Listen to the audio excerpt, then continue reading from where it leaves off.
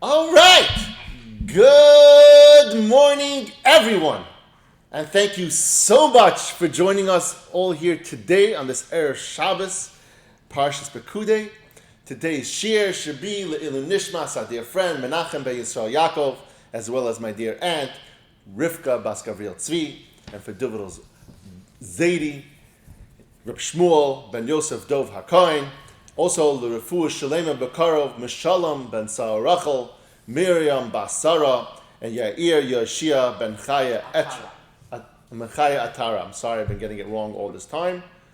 It's Yair Yoshia Ben Chaya Atara. As long as we have in mind who we know who we're talking about, I believe Hashem will help him with the Yeshia, hopefully. Okay, so yesterday we finished off talking about different reasons as to why a person needs to involve himself in a shtadlus.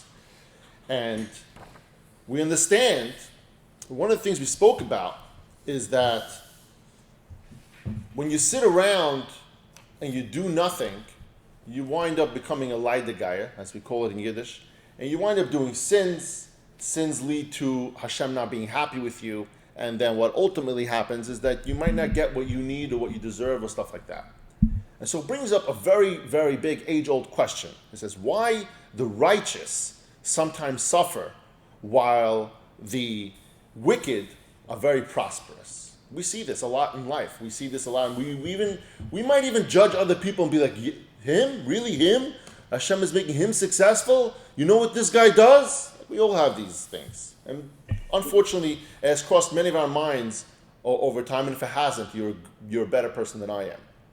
And so Chovos Avavos speaks like this. He says like this: Chovos Avavos has asserted that the supremely righteous people are exempt from the need to engage in ishtadlus.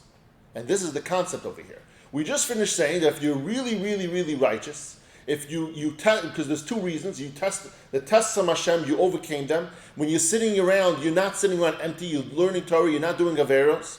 And so therefore, you don't need hishtadlus in order to survive for your basic sustenance. Now, on the other side of this, the assertion is that the wicked people, because they're so heavily burdened with the need because they're such balaveras, Hashem is making sure that they have so heavily burdened with the need for working so they can get their basic sustenance. Chovos Avavos now acknowledges that in reality, sometimes that's not the case. Not the righteous nor the wicked, the righteous people who are totally dedicated to Hashem. Hashem still makes it difficult for them, and they still have a very hard time with their basic sustenance. And yet the flip side, you have the evil people who are doing various left and right. They have this beautiful life. We look at them and they're so happy. They have money. They have everything. And so he's going to discuss this. He says, "V'im yoymer ha'omer." Now, if someone will question our assertion and say, "Hine anachnu roim miktzah tzadikim lo yizdamin lahem tarpam ela achrei ha'amal v'yagia." Look, we see that sometimes the righteous people obtain their livelihood only after very, very, very hard work. He says, and when according to what we just said, that they ought to have been freed from this effort. We said if you are dedicating your entire life and being to Hashem, you refrain from doing averos, you're supposed to be alleviated from this pressure of working so you can fulfill your basic sustenance. Yet we see that in real life that doesn't play out that way. And conversely, many sinful people are experiencing this life of tranquility, of ease. And their lives in prosperity and comfort, when it would seem that they should be the ones that are working hard, that it should be the opposite. The people who are close to Hashem, who are doing everything they're supposed to, they're the ones that are supposed to have this easy life. And the evildoers, the people doing averos, people who are not doing Hashem's will, are the ones who should be the ones working hard every single day just to put food, bread and water on the table. Chovos Avavos points out that this is a very age-old question. He's going to get into this a bit. He says, before addressing this question, he wrote that the Chachamim, who have already talked about this, they've delved into this conversation deep, and they came up. He says, with regard to the prosperity of the wicked, one of the Chachamim said, why does the way of the wicked prosper? He says, "Va'amar ha'acher lama sar any oven va'amel tabet v'soit v'chamas l'negdi v'yi riv umaden yisa." Another one said, "Why do you allow me to see iniquity and you gaze at evil deeds, robbery and injustice are before me, yet the one who carries strife and contention succeeds. This tzaddik tells Hashem, because I don't understand you. You told me I got to do good by you and I'm going to have an easy life. I'm doing it. He goes, I'm doing your will. I'm not doing any averos. Yet I'm having such a difficult time to put basic necessities in my life, to put food on the table. And yet I look outside and I see these people who are doing averos, and they have it really, really easy. So what's going on here, God? His va'ama ki rasha machtir as tzaddik. And that the same, he says that regarding the situation in which sinners not only prosper, but even rule over the righteous. It comes in times where, even today, we see people who are sinners, they're the ones who are the lords. They're the ones who are the kings. They are people who are in power, in government. And they're the ones who are ruling over the people who are really tzaddikim. So not only do they have more money, and they have an easy life, and they have beautiful homes and cars and everything, but not only that, then they're dictating what the tzaddik should do also on every single day. He says, Va'amar tachrish bivala rasha tzaddik mimenu. And he said, why do you remain silent when a wicked man swallows up one or more righteous than he? That when you see that a person who's wicked, he can put down anyone he wants. Very often we see that. And another one said regarding this success of the wicked, he says, behold, these are the wicked, yet they are always tranquil, that they have attained great wealth. It seems like they have this easy life even though they're wicked. And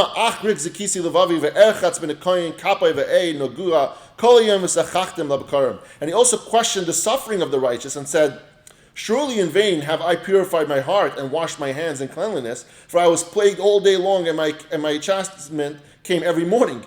He said, I definitely was wrong. He's thinking out loud. He's like, I don't know. I did everything I was supposed to, yet now I'm suffering. Maybe the person has, financial issues, physical ailments, mental ailments, family issues. Because I really don't get it. Because I was supposed to be the one that's supposed to be saved from this because I was so holy and so close to Hashem and refraining from doing all averos. And something doesn't make sense over here. And these are all psukim that he brings down to kind of clarify this subject a little bit. And yet another prophet said, quoting a complaint voiced by the people of his generation, they said, evildoers are built up. They have been tested, God, and they escaped. And there are so many other verses in the same point, basically saying that there's so many people who do so many averos, basically testing Hashem, saying, here, look, let me see what happens. Let me put my finger in the hot water and see if I get hurt. And they didn't get hurt, they didn't get burnt, and then they kept doing it, and they get more and more, and the more they do it, it seems like the more money they make, the better the life they have. Rav Av points out that the Chachamim, they left this problem unresolved, and they explain why. He says, I can't give you a really exact explanation as to why that is so. But he explains a bit why they can't do that. He says, however, these Naviim said, in each case refrain from giving the answer that would explain the reason for this phenomenon. It says, this is because the reason for any particular righteous person being tested with hardship, or any particular wicked person who has seemingly a beautiful life, zulas ilas ha'acher, is different from the reason from one another. That there's no two stories that are alike. Every person has a different reason. Hashem has a calculation for everyone separately. And so we can't give a general reason as to why things like this happen, why the righteous suffer, why the evil people are successful, is because every case is different. Every righteous person that's suffering is a different reason. Every evil person that is seemingly successful has a different reason for it. And now he says there is no single answer that applies to all cases. Each case is unique. It says, Moshe Rabbeinu therefore addressed this question by saying, in Parshas Devarim, it says, the hidden matters are from Hashem, for Hashem, our God, and the revealed matters are for us, our children. And he says, the matters that Hashem takes into account in determining each individual's fortune are too vast and complex for the human mind to comprehend. Basically, we learned this already in the introduction. We understand that us mortals can't really calculate God's thought process. We're not, mortals cannot understand his rhyme and reasoning for what he does when he does it, and it's specifically in why we see that the righteous are suffering while the evil people are prospering. I'm playing paper. You can't understand it. You just finished telling me that if I do everything that I'm supposed to, you're going to give me my basic sustenance. Yet there's so many people who can't get their basic sustenance without working hard for it, and they're such holy people. So it's so difficult to understand that. And so he's saying that Moshe Rabbeinu explained this, and he said that mortals cannot understand God's calculations. And also Shlomo HaMelech said, he says, "Im oishik rosh v'gezel mishpat v'tzedek tira b'medina al timcha al hachefetz." If you see oppression of the poor and the suppression of justice and the right of the state in those people, do not wonder over the fact. Don't think like, oh my God, what is going on over here? Why is Hashem doing this? What did we do wrong? And the Torah says, the rock, perfect is his work, for all his paths are justice. He brings over this example that when we see the exquisite perfection of Hashem's work in the creation of the world, we likewise trust that his paths in conducting the affairs of man are perfect in their justice. Meaning that we understand that Hashem created everything and also the moving parts of it. Not only did he create the world, the sky, the ground, the water, the earth, the trees and everything, and it's beautiful, but also how everything works, the mechanics, the intricacies of human beings specifically, and every living organism.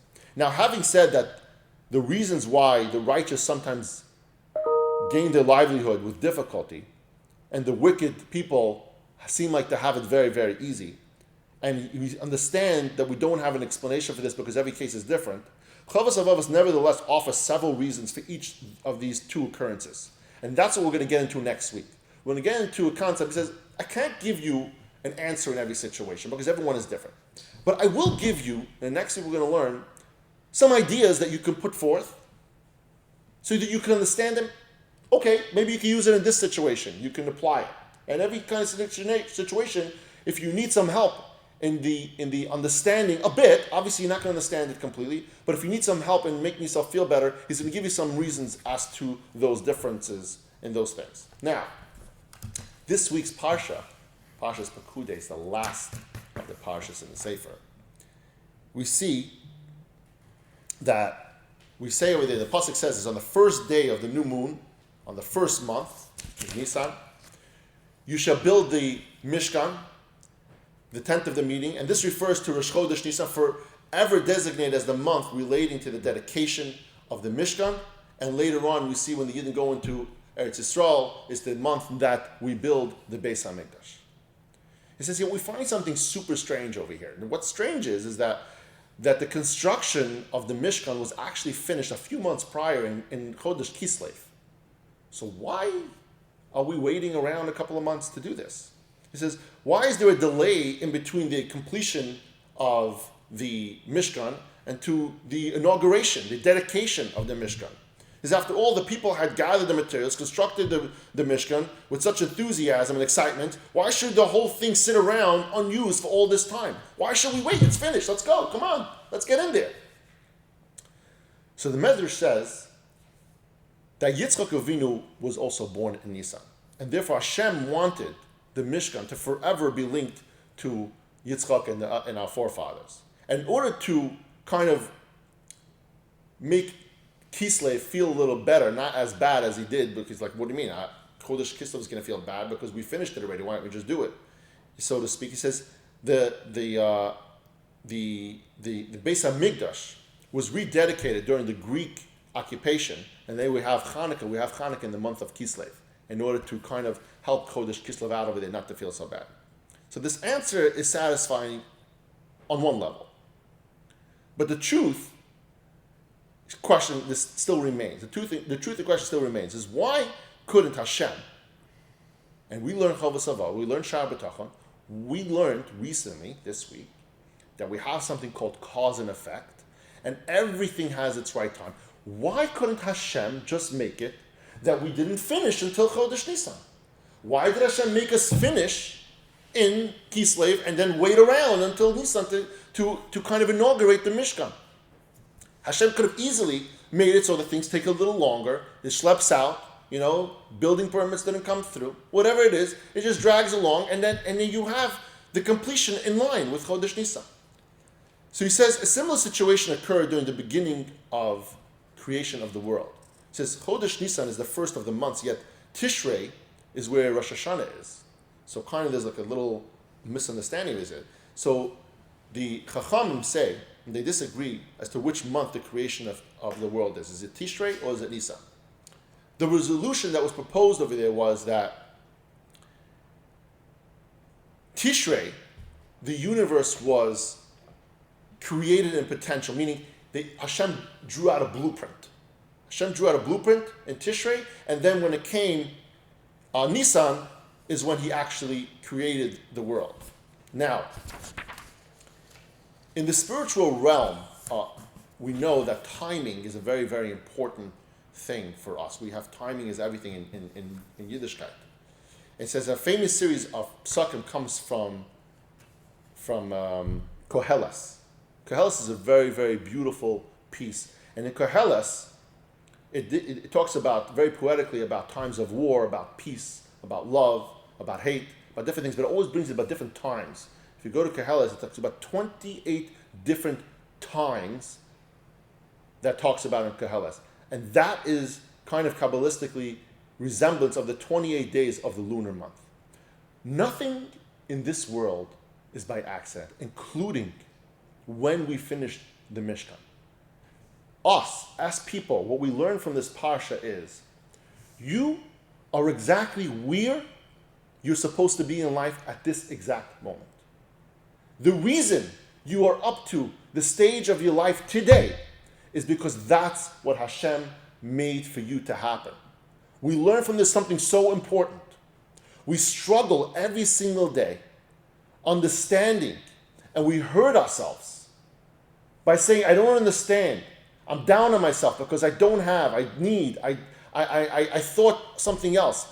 But what this week's Parsha teaches us is that you are exactly in the place where you're supposed to be. And tomorrow you will be in the place where you're supposed to be tomorrow, because Hashem rules this world. We understand the fact that Hashem rules this world and part of cause and effect. And this Parsha, Parshas Pekudei, shows us that Hashem wanted the Mishkan to be built, to be erected, rather, in Nisan, even though it was completed in Kislev and was ready to go. But because we need to understand, you, me, everyone, there's a time and place for everything. And that's what we learn from this week's Parsha. Thank you, everyone, for joining us here today. Have a wonderful, beautiful Shabbos, and I love you all.